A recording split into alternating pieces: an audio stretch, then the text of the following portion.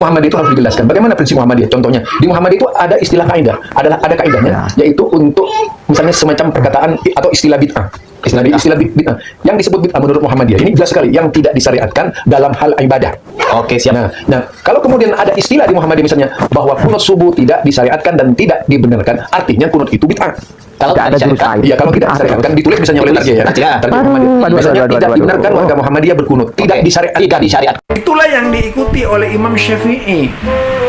Sebagaimana dalilnya beliau sendiri di dalam kitab Al-Um ya. Wa innama yustahibba ay yusalli ihda asrata raka'atan yutiru minha biwahidatin. Jadi sesungguhnya Imam Syafi'i menyukai yang 11 rakaat, di antaranya witir 1 rakaat. Nah, itu pernyataan Imam Syafi'i di dalam kitab Al-Umnya. Wa innama yustahibba ay yusalli ihda asrata raka'atan yutiru minha biwahidatin. Wa innama yustahibba ay yusalli ihda asrata raka'atan yutiru minha biwahidatin. Wa in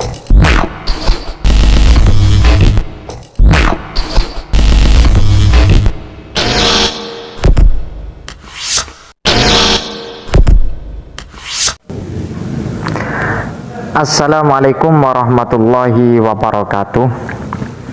Ada kedua ustadz yang telah melakukan diskusi atau dialog yang membongkar 7 poin penyimpangan Ustadz Adi Hidayat yang sudah menyalahi atau tidak sepakat dengan fatwa tarjih dari organisasi Muhammadiyah. Ada beberapa hal yang perlu saya sampaikan, namun mari kita simak dulu agar tidak menjadi sesuatu yang menimbulkan tuduhan-tuduhan yang dusta ataupun fitnah. Jadi perlu kita cermati. Ada beberapa hal yang disampaikan kedua ustadz ini yang saya amati dari perihal ideologinya, dari perihal pola pikirnya, cara menyampaikan, seringkali memang merujuk terhadap teori-teori dari Ustadz Salafi Wahabi. Simak dulu ya. Prinsip Muhammadiyah itu harus dijelaskan. Bagaimana prinsip Muhammadiyah? Contohnya, di Muhammadiyah itu ada istilah kaidah, ada kaidahnya, yaitu untuk misalnya semacam perkataan atau istilah bid'ah.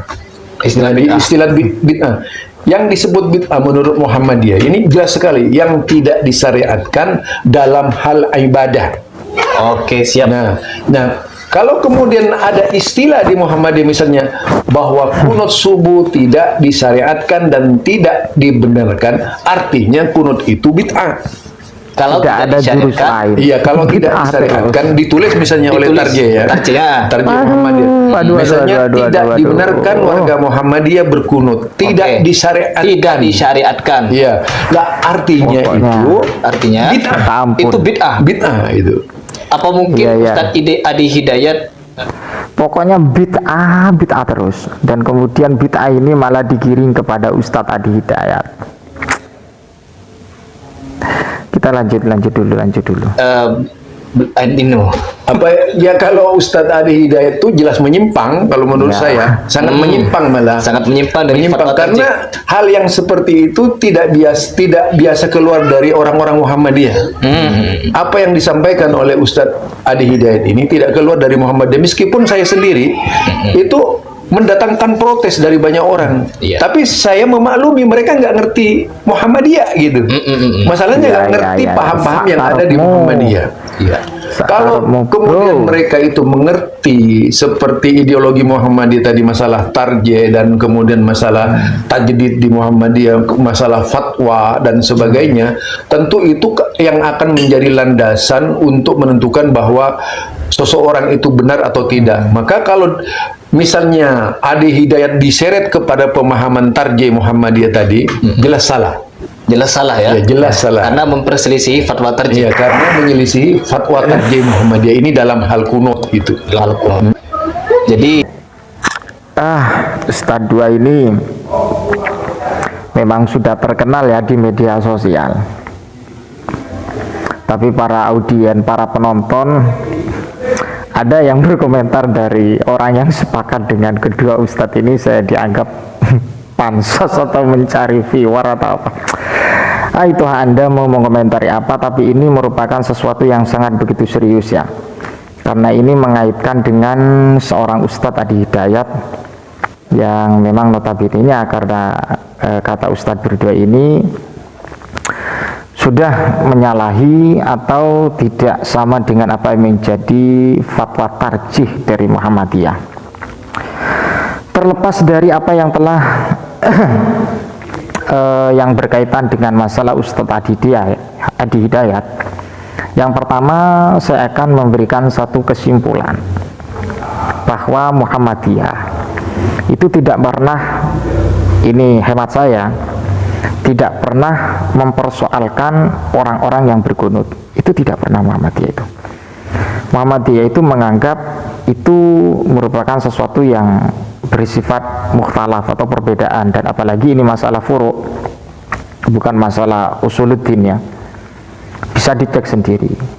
Karena apa? Karena organisasi Muhammadiyah dan juga NU itu sudah lama dibangun, dan mereka ya biasa-biasa saja kok, tidak seperti apa yang disampaikan kedua ustadz ini. Itu yang pertama.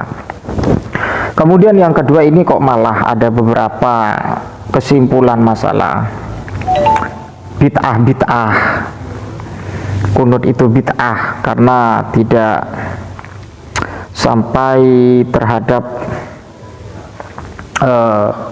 ajaran baginda Nabi atau tidak disyariatkan, ini dianggap bid'ah. Jadi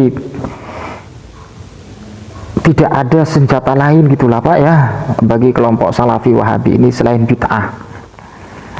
Ya memang kemungkinan besar, bukan kemungkinan besar, tapi yang saya amati dan juga sering kita ketahui bahwa mereka itu memang mempopulerkan yang namanya bid'ah atau mendeklarasikan yang namanya bid'ah.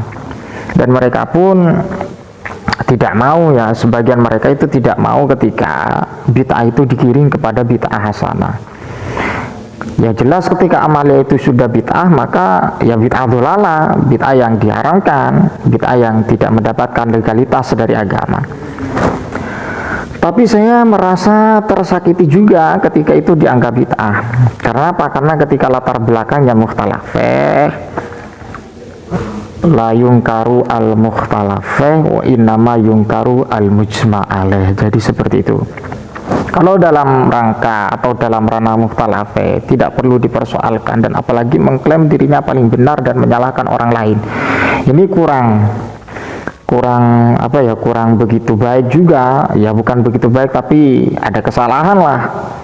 Kenapa? Karena ketika wujudul ikhtilaf maka pasti mereka juga mempunyai dasar-dasar. Sebagai bukti bahwa bagi orang yang memang berkunut ya, apalagi masalah ini kok dianggap bid'ah, ya memang beda lah dari kelompok sisi Salafi Wahabi itu yang memang menggaung-gaungkan qala Rasulullah, qala Allah Ta'ala. Kalau dari kalangan aswaja, khususnya dari kalangan Nahdliyin yang memang menganut beberapa ideologi Asy'ari dan juga Al-Maturidi, kalau dalam fikih itu madzhab al-arba'ah, maka wajar mereka bertendensi kepada al-madzhab al-arba'ah atau al-a'immah al-arba'ah. Akan saya ungkapkan satu redaksi saja begini. Wa madhabuna asy-Syafi'i. Jadi madhab kita asy-Syafi'i, innal kunut, ini dalam kitab Fiqhus Sunnah ya. Fiqhus Sunnah karya dari Said Sabiq ya. Innal kunuta fi sholati subhi ba'da ruku'i minar ruku'i atsaniyati sunnatun. Ini sunnah bukan bid'ah ya. Apakah ini ada dasarnya? Ada. Lima rawahu al-jama'atu ila Tirmidzi an Ibnu Sirin an Anas bin Malik su'ila hal qanata an-nabi sallallahu alaihi wasallam. Ini berangkat atau latar belakang yang dibangun dari hadis riwayat dari Ibnu Sirin bahwa Anas bin Malik ditanyakan, apakah Rasulullah Shallallahu Alaihi Wasallam itu berkunut fi sholati subuh di sholat subuh? Faqala, maka menjawab Anas, na'am, iya. Kemudian ada pertanyaan lagi, faqila lahu qabla ruku au ba'dahu. Kunut itu dilaksanakan atau direalisasikan setelah kunut atau sebelum kunut, sebelum ruku atau setelah ruku? Qala, menjawab Anas, ba'da ruku, setelah ruku. Jadi kalau memang dituduh ini bid'ah, dianggap sesuatu yang melanggar agama, ini salah. Ini salah. Tapi kesalahan ini sesuai dengan manhaj mereka. Mereka itu ya tidak mau melihat dan mencermati apa yang telah menjadi disiplin keilmuan dalam madzhab al-arba'ah. Jadi seperti itu Pak ya. Sekian yang saya sampaikan. Salam kepada Ustadz kedua ini. Mudah-mudahan diberikan kesehatan. Assalamualaikum warahmatullahi wabarakatuh.